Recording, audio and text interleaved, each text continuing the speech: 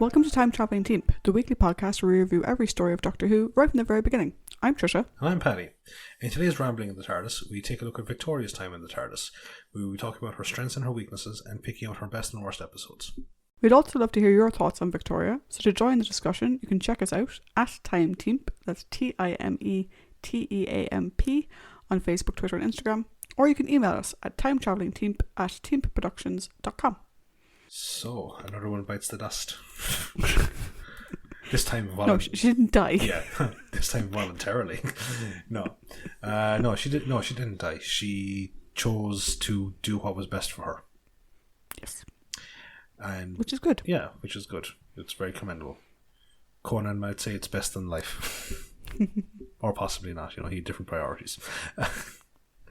So, what I would like to say before we start off is that this is my second viewing of Victoria's time on the TARDIS, and I think, like a lot of the characters, a second go around on a more critical level, my appreciation for the character Victoria has actually grown. Whereas before, I think I even mentioned it, in the early days of this podcast, that Victoria was the typical screaming companion. Now, she is a screamer, but there is a lot more to Victoria than is presented in terms of that broad statement. So I'm glad that we have a chance to do this. I think one important thing to bear in mind for our listeners is that Victoria only had 7 stories. So when it comes to picking her best and worst, someone's going to be sucking hind tit and just staying on the story that never was. Yeah, pretty much. So the way we usually do this is we discuss the strengths and weaknesses first, and then we go through the best and worst episodes. Now, one thing that we started doing, I think with Ben and Polly, if I recall correctly, is as opposed to ending on the downer that is their weaknesses and their worst episodes, we changed it and we did the weaknesses and worst episodes first and then the strengths and best episodes second. Yeah, because unlike one individual, we always like to try and end things on a more positive note, and long-term listeners will know who we're referring to when we talk about that one individual. Actually, I had a question for you. I meant to ask you on Monday, but I forgot. Do you think that at times Jamie slips into Stephen mode? In relation to how he treats Victoria? Yeah. This is an interesting question. Mm-hmm. If he ever does, I think it's completely unintentional. Yeah. And as sad as this is to say, it's following the lead of the Doctor. He takes his cues from the Doctor, I think. Yeah. Because I don't think there's been a sort of, she'll have the whole place down around your ears type moment. But there's definitely been a sort of, but what about, Yeah, I think with Jamie and Victoria, it's more he took his responsibilities as her protector quite seriously. Yeah. And to steal a phrase from a work environment, he sometimes over-indexed in that area. Mm-hmm. But we never said that Ian was like Stephen when he was constantly banging on about Barbara. Like every other day. Yeah, no. And Ben did it with Polly. So yeah, I wouldn't class it as she'll have her ears down around us or she's a klutz or whatever, because he never said anything disparaging about Victoria. Yeah.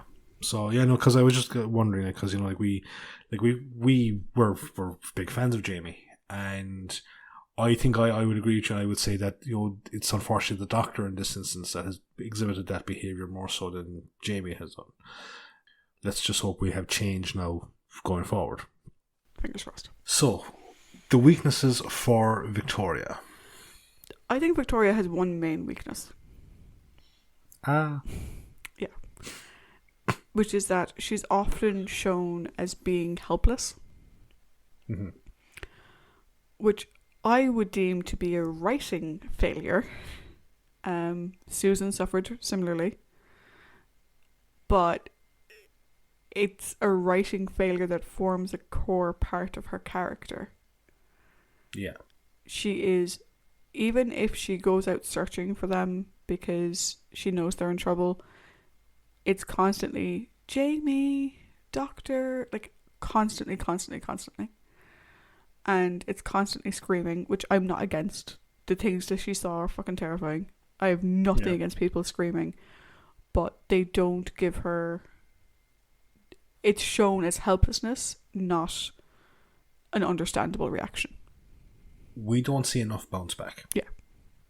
Or composure after. We're like, we don't see enough barbarism. Or Polly, even. Because Polly was a screamer too, do you know? She was. But Polly... Maybe it's because Polly was a little bit older. Polly's screaming was never treated as weakness. Yeah. And Polly was never treated as... Well, she was never shown as being as helpless as Victoria, with the exception of the Underwater Menace. Underwater Menace, yeah. No. I think like I would like to class Underwater Menace along with episode 7 of the Master Plan, and just kind of go, yeah, banish you from whence you came. I agree. Like, she, like, the screaming sometimes leads to a tendency of giving in a bit too easily when faced with a setback, which is unfortunate because we've seen that she's very capable. And I just hate that it's like a kind of like a crutch for fucking the writers to kind of lie on us going, what do we do for this? I know, we'll have Victoria scream. Yeah, and like I mentioned on Monday that I think the scream being the weapon in Fury from the Deep, it sounds like they're making fun of her. And it may have been them trying to redeem her character and trying to say, hey, you all said that she was nothing but a screamer, but here her scream is important and whatever. But because she's not the one to make that discovery, and because she doesn't own it when it's revealed to her, it's still shown as helplessness. Yeah, it's just like you're fucking kind of throwing the trope back at the viewer's face almost, type thing. Yeah, because like, it's the fact that she doesn't own it. She does not own the solution. Yeah, which...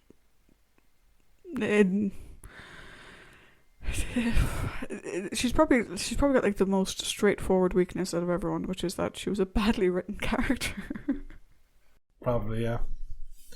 Because like there is this complaint over. I think it's more so with Modern Who because of the most recent seasons. Is that too many cooks type thing, and like we've seen a 4-person TARDIS handled very, very well.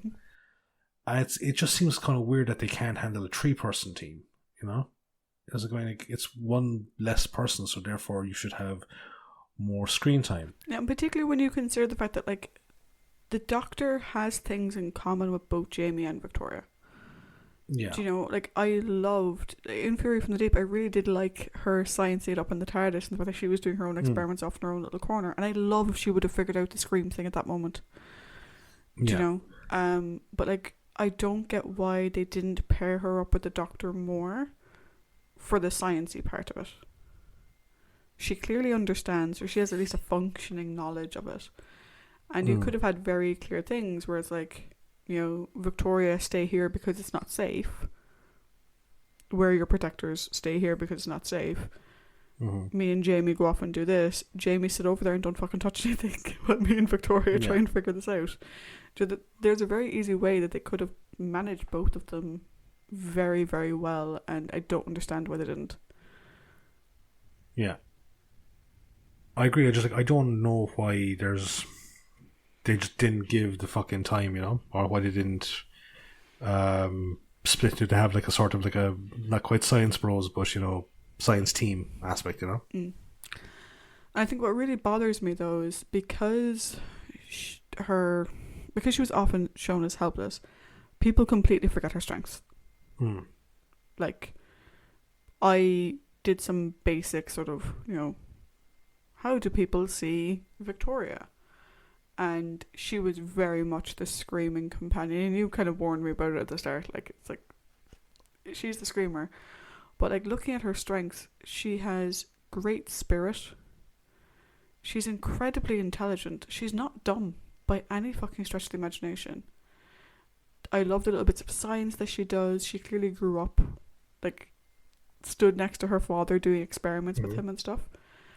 And even when scared out of her wits, she will still put herself out there for her friends. Yeah. She may not know what she can do to help them, but she'll at least try and find them. And I think people forget that with her, which is really unfortunate. Yeah, because, like, again, like, whenever you see, like, a highlight reel, all you ever see is that, Yeah, which... It's just, I mean, I don't know if you have any other strengths listed for her, but, sorry, like... do you mean weaknesses, or...? No. I'd kind of segued onto strengths, because I think Shung has one. Oh, yeah, sorry, no, sorry, with strengths, I have... What is it there now? She's incredibly compassionate. As we can see, like, you know, her interactions with Kemble. She's crafty as well, in the sense of sometimes she can use people's perceptions of her against them. Like, and very wholesome in what you see is what you get kind of a way as well, you know. And I view her as being brave at times as well, like, especially, you know, when faced with the Cybermats and the Cybermen. Like, you know, when, like, she's ready there with her fucking big jug to hit a Cyberman with if it peeks its head out. Like, and, like, obviously said, like, that she's crafty, you know, the way that she fucking tricked his name fucking escapes me, but the young monk from The Abominable Snowman. Yeah. Yeah, when she was like, "I'm sorry," and then she dashes out the door and locks him in. So, yeah, no, there was definitely a lot more to her than a highlight reel would show. Yeah, I think that's the bit that bothers me so much about her weaknesses, is that people only see her weaknesses. Yeah. I think we kind of had a similar thing a little bit with Polly, but I think with Victoria, it's massively overshadowed. It's tenfold, I think. Yeah, which is so unfortunate because I actually really liked her as a character. Yeah, like would she crack my top 5? No, but at the same time, she's definitely wouldn't be in my lower tier, you know? No, like, I mean, if we look at the companions that we've had so far, I mean, she doesn't touch Ian and Barbara with a 10-foot pole. Nobody does.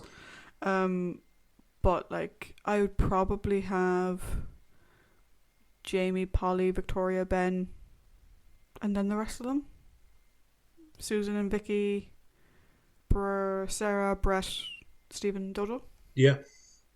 That would probably be my rundown. So, like, she may not ever be in my top most, but, like, she's in the upper half. I love the way as well that you're still you're keeping the justice for Brett going. Dude, if Sarah Kingdom counts and if fucking Katarina counts, Brett should count. Brett should count. Yep. Justice for Brett. Yeah. Actually, the guys at Half Measures, they posted that into our one of our fucking. I saw. Yeah.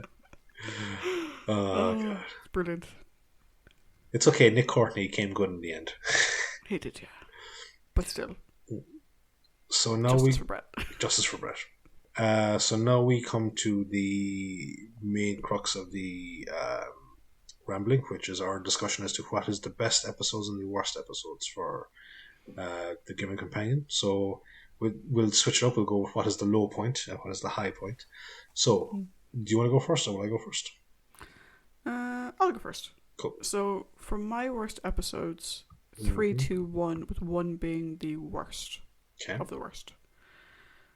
I have Enemy of the World, Web of Fear, and the Ice Warriors.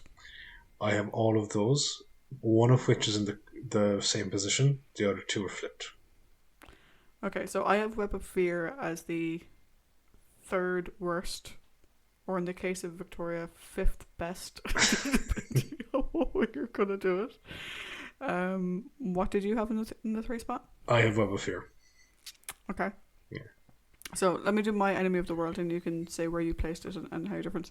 Yeah. My thing with her Enemy of the World is that she did nothing. Even though, like, she had a nice character history moment when she reflects back on what it was like growing up and the food that she had and blah blah blah blah. Other than that, though, she does nothing. The Doctor forgets about her that she even exists, And the only thing that puts it in the 3 spot rather than higher is the fact that she was perfectly willing to smack Salamander up around the head. She redeemed herself in that small... Because it's not even redeeming herself. She did nothing wrong. Mm-hmm. Like, this wasn't a screamy episode for her, really. No. It was just she was underutilized. And that's it. Do you know? She did nothing good or bad. But the one sort of close to good thing that she did was threaten to smack Salamander upside the head.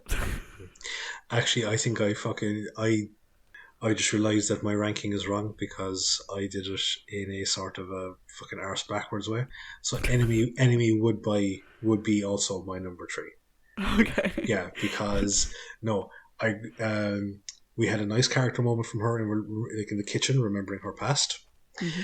We had you know fucking oops outside your head with Salamander, or almost with Salamander, but also there's one part there where she sacrifices herself to try and buy Astra time to get Dennis out, and that's a companion moment for me if there ever was one.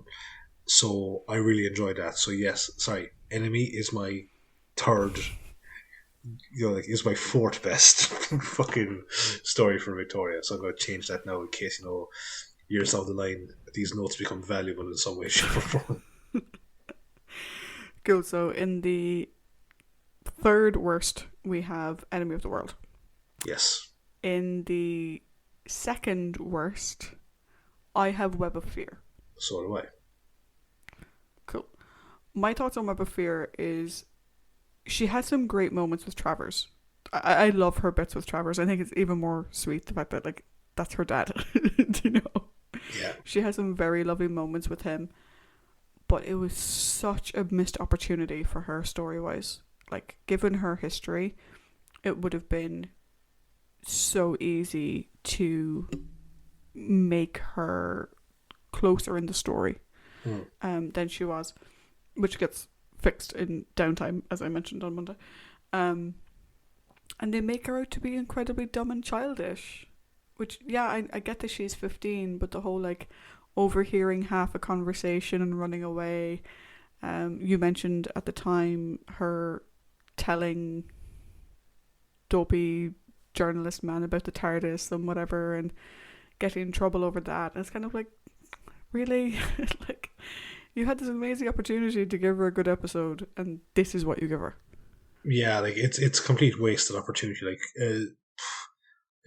From my mind, she, bar having that dumb moment with the fucking reporter, there's not a whole lot to write home about here, Yeah. Is it her scenes with her dad are great, like. Yeah. But that's more. I think that's more just Deborah and her dad, as opposed to Victoria and Travers. Yeah. Yeah. So that would be the number 2, and for me, the worst episode of hers is the Ice Warriors, in which literally she does nothing. She got kidnapped at the start, and then nothing. No, not a fucking anything to write home about. She does a little bit of, like, explaining the doctor's science for the benefit of the audience. But that's it. Yeah. And, like, I'm surprised they didn't lean more heavily into her screams causing an avalanche or something. Yeah. Do you know? Because they hinted at it. Do you know, every time she screamed, the wall rumbled, some snow fell. It's just, like, it was a nothing episode for her. Like, literally, she did fuck all. And at the end, because obviously Deborah had to go home early, she didn't even get to the end of the episode. Yeah. She goes back to the TARDIS off screen. So, yeah, we're perfectly aligned on our 3, 2, 1. So we'll shift it up and go with our best I'm assuming we both have, this is an assumption on my part, but I'm going to make the assumption that episode number 7, which would go between the 3 worst and the 3 best for both of us, is her first story, right? Or do you have that as one of her best episodes? I'm confused here. Oh no, her first story. Yeah, no, that's in the middle. So that's basically episode 4. Yeah. Cool. So in that case, what are your best episodes? Ranking 3 to 1. 3 being third best. One being best. Cool. So I've got The Abominable Snowman, Fury from the Deep, and The Tomb of the Cybermen. What's up, giggles? They're exactly the same. You're 3, 2, 1. There are only 7 episodes to pick from. But yes, for 3 I have Abominable Snowman, for 2 I have Fury from the Deep, and for 1 I have Tomb of the Cybermen. Now, admittedly, I did change this because originally I had Abominable in number 1. Mm-hmm. Or no, I had Abominable in number 2 and I had Fury in number 3. But after our discussion on Monday, I changed them. Yeah. Because I realised she did a lot more strong stuff in Fury. It was just the fact that she was sidelined sort of ruined it for me a bit. Yeah. But then again, like, I think it's always one of those things of where, like, you know, we have our decisions and then after actually talking to each other, we realise that going, oh yeah, wait, this happened, or wait, no, that didn't happen, or something like that. It's like, okay, cool, we should change it. Yeah, I wrote this list while pissed at what happened to her in episode 1 of that story. So. Unless it's the Gunfighters, in which case that DVD is still for sale, so still available. I feel like if the YouTube Doctor Who expert Josh Nares ever hears this, he's going to be very upset with us because Gunfighters is one of his favourites. Sorry, dude, to each their own, but yeah. fuck no. No, not a hope. Although we do agree with you that the first Doctor is one of the best Doctors around. Yes, we do. So, the not quite pleasant Wintermen of similar but legally distinct. But what okay. For me, The Abominable Snowman was we get to see some of her more resourceful nature. Mm-hmm. In the sense of, you know, as I said, tricking. Not Tomkin, not Tomko. Fuck it, I can't remember his name. I'm thinking Milo, because remember when we recorded that episode, I couldn't remember the name of the character from that book I told you about. I now remember the name of the character from the book, and I can't remember the name of the character from the episode. I'm going to look him up there now, because it is going to bug the ever-living shite out of me. But him, person, he, I like the way that she kind of fucking gets one up on him. She is quite savvy throughout the entirety of the story. Tanmi. She gets the one up on him. She holds her own quite a bit in dealing with the various monks like Rinchen and the asshole monks. Oh, what the fuck is his name? Oh, Chrisang. So that was kind of cool to see, you know, like, and especially like a woman in that type of environment. I do like her thing at the end where, you know, she tells the two boys, going, no, we go when we're following his plan. Like, we're not going to, she doesn't let them kind of fucking run roughshod. But, like, you know, there are, like, as we said, look, there's elements of sidelining, there's elements of sexism, which aren't nice. But overall, I think it's a solid performance from Victoria early into her tenure. Yeah, I'd agree. I think the story was a great outing for her. It showed her bravery, it showed her intelligence, it showed her willingness to get stuck in for the sake of her friends, even when they abandon her without a fucking word. Mm-hmm. Bastards. You know, we see how, you know, she refuses to be put in the corner. Yeah. Everyone tries to put her in a corner. Even Tommy tries to put her in a cell. And she refuses. And she's like, no, fuck this. You're not controlling my life this way. I'm a strong-ish, independent-ish woman. I can do whatever I want. The reason why it goes in the number 3 spot for me, because that all sounds fantastic, right? Mm-hmm. The reason why it goes in the number 3 spot for me is because it's the cultural insensitivity bit that really irked me in that story, if you remember. Yeah. Like, the whole reason she wanted to go into the inner sanctum was not because she thought it had something to do with the Yeti. It wasn't because she thought that the abbot was being suspicious. She was just fucking nosy. Pure fucking nosy, yeah. No, I remember that there now. And thinking about it, when we talked about Fury from the Deep on Monday, I was like, actually, yeah, that was something about her and the way Mhm. she behaved that bothered me, Yeah. as opposed to the way other people treated her that bothered me, because there is the sexism stuff as well in that story. But what really irked me from a Victoria's best outing perspective is that little bit of cultural insensitivity is just like, would have rather you hadn't done that. Yeah. We don't like that. So, I guess that leads us into our number 2 discussion, which we kind of had recently. um, Fury from the Deep. So, just as kind of a recap from my own notes, while yes, there are unfortunate elements of Victoria's character displayed in terms of being kind of put, baby being put into the corner, or this, unfortunately, the solution being her screaming, but her not owning it, which I think is a huge fucking missed opportunity. But what makes that the number 2 of her best performances are we get to see her scientific acumen, we get to see her resourcefulness with her lockpicking skills, and we get quite possibly one of the best fucking goodbye stories we've seen for Companion since Ian and Barbara. Yeah, I would agree with all of that. I hate how she was sidelined. I said this on Monday, it really fucking pissed me off. And I think the screaming solution was super corny. I think it could have been done so much better. They had opportunity for her to at least suspect it in the TARDIS and then play with it herself and try and figure it out. However, the reason why it gets to the number 2 spot, even with that, right? Even with her being sidelined, even with her being reduced to just screaming for a lot of it, and the joke that I feel is made of that and the fact that that's the solution. Mm-hmm.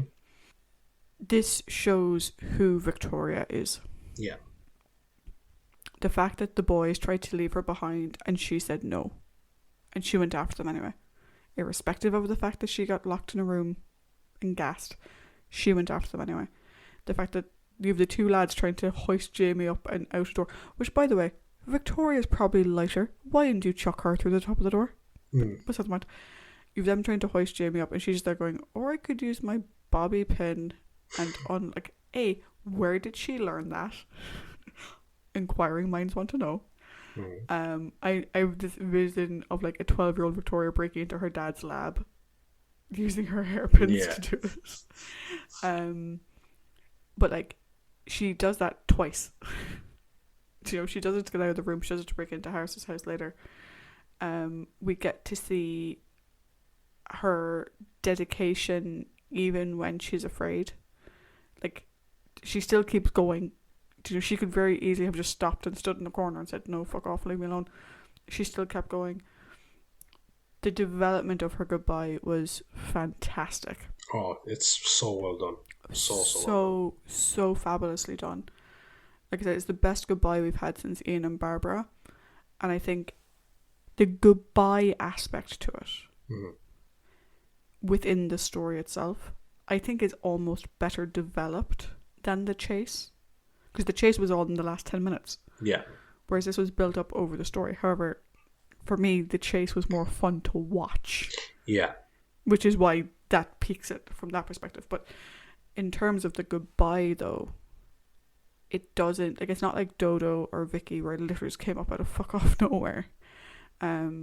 You can see the toll it's taking on her. You can see how upset she is. You can see how strong she's trying to be for the guys. And I think that it shows everything that Victoria is. Literally everything. It shows her strengths, it shows her weaknesses, it shows her, like, I loved her doing the science stuff. I really wish we got to see more of that. Because it's just, like, there's more to this girl than we saw. So for me, Fury takes the number 2 spot because even though she was sidelined, whereas in Abominable, she wasn't sidelined as much. There's just such the plethora of Victoria in Fury. I think it's absolutely fantastic. And to be honest, I didn't mention it Monday, but the writers of that story and the producer of that story, if you have an actor choosing to leave, who you don't want to leave, what a way to show them how much you appreciated them than to give them a goodbye like that. Like I said, If they just solved the other two bits, it would have been perfect. Not everyone gets that. Like even They today, really don't. no, even today, not everyone gets that. People decide to leave and they get fucking shafted. You know? Yeah.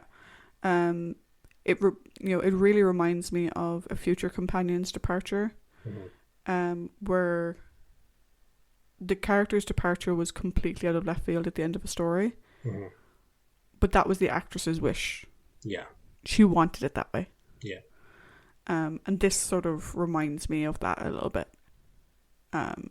I think they did her a great service. I think if you're someone who doesn't know what to make of Victoria, just look at the way they said goodbye to her, and that tells you how much she mattered in Doctor Who's history. Yeah, I think that's a good way as well to kind of judge or tell a companion's worth, So we now come to our number one spot. Tomb of the Cybermen. I was going to say the other Ice Warriors, but fuck it. Yeah, no, the Tomb of the Cybermen. It was a great four-parter with illogical logicians. The story itself, it's great, but for Victoria's first story, like after her origin point in Evil of the Daleks, it's great. It's like she's, how you put it, like, okay, so she's again brave. She's very crafty. Uses like people's perceptions of her against them. Just fucking pretty ballsy. We get to see a very sweet moment in terms of like her with the Doctor over the whole trying to remember families and whatnot, and I think like that laid the groundwork for what would be not every writer capitalized on the foundation that Tomb of the Cybermen made, but it was a hell of a foundation, I think.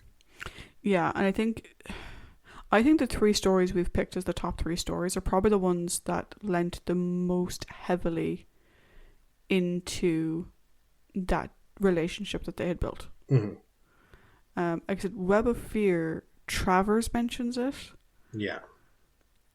But that, to me, came across more as that writer referring to his own previous story where he had acknowledged it, as opposed to doubling down on it. Although I suppose I'm being a bit cruel. He does mention it because the Doctor tells to Jamie, look, you have to take care of her and stuff like that. Maybe I'm doing that particular writer a disservice.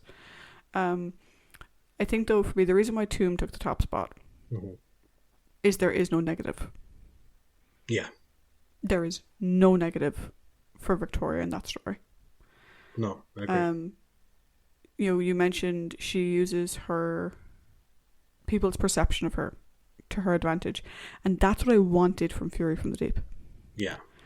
Victoria knows she screams a lot, and she knows that when she screams she gets a reaction, and she used that to her benefit. She used it against what's her name? Captain, yeah. She used it against Captain. She used it against the captain of the ship. Mm-hmm. Totally putting on the waterworks and like playing him like a fiddle. And like that's what I wanted to see from Fury. Is her owning it. Her bits with the Doctor about family were absolutely lovely. Her even her bit at the beginning where she's really uncomfortable in the dress and like she's asking them like, are you sure that this is okay? And it sort of showed the sort of family dynamic that would develop between the Doctor and Victoria and Jamie and Victoria, and it really showed that in a really good way. And I can't think of a negative. I could probably go back through my notes. I'm sure I probably listed something, but nothing is coming to mind. I don't think there is a negative for her in that story. Nothing huge. Nothing huge. Yeah, she gets left behind. But like, for some reason, it doesn't come across as bad because Kaftan also got left behind. Yeah. But as well, like you get fucking bonus points for getting ready to defend a doorway against Cybermen with a fucking like essentially a big pot. Pretty fucking ballsy if you ask me. Oh, I remembered what the negative was. What? She put the fucking Cybermat in her purse. Yeah. Dumbass. I didn't know. But yeah, no, I think those three stories are amazing, and like remember our conversations about them. While Fury had a bit that made me furious, Mm-hmm. you know, I don't think there's any denying they're her best. Evil gets somewhere in the middle because she's not really in it a whole lot and she doesn't really do much. No. I would probably put it, I would put it on the 4 spot in best rather than the 4 spot in worst, if that makes sense. Yeah. I would draw the line maybe under it. Yeah. No, I'd agree. But like the leap from there to Abominable Snowman is so massive that like it didn't make the list. No, it couldn't. Like I just like, and when you're going through like 7 stories, you're like, fuck it, Jesus, it's actually fucking tougher than you think. But no, it was the only one that just didn't fit into a slot for me, you know. Like I said, it's not because it was bad. It's not because it was. I think there's the gap between it and the others were so massive. Yeah. The gap between it and Enemy and the gap between it and Abominable are just too big for it to reasonably fit. Yeah. Whereas Enemy, Web, and Ice, they all kind of mesh well together. And Tomb, Fury, and Abominable, they all mesh well together. Yeah, no, I agree. So, Evil, you're your own unique thing. You're special. So, I guess that brings us to the end of another rambling. Indeed. We may see Victoria in a future rambling many, many years from now, if we decide to do downtime. But we have a few other companions to get through first before we can even consider touching that. Just a couple. But so, as we said on Monday, we're back to normal format on this coming Monday. So we will be talking about The Wheel in Space. And it will be the end of Trisha's favourite genre of story. But again, guys, we would love to hear your thoughts on Victoria's time. Whether you agree with us or not, we always love to hear different opinions. So let us on a postcard. Also, I love how you say it, like, jokingly, that's my favourite theme, whereas it is in reality your favourite type of It's one of my genre. favourite. It's one of my favourite genres, yes. When done well. Okay. Bye. Bye.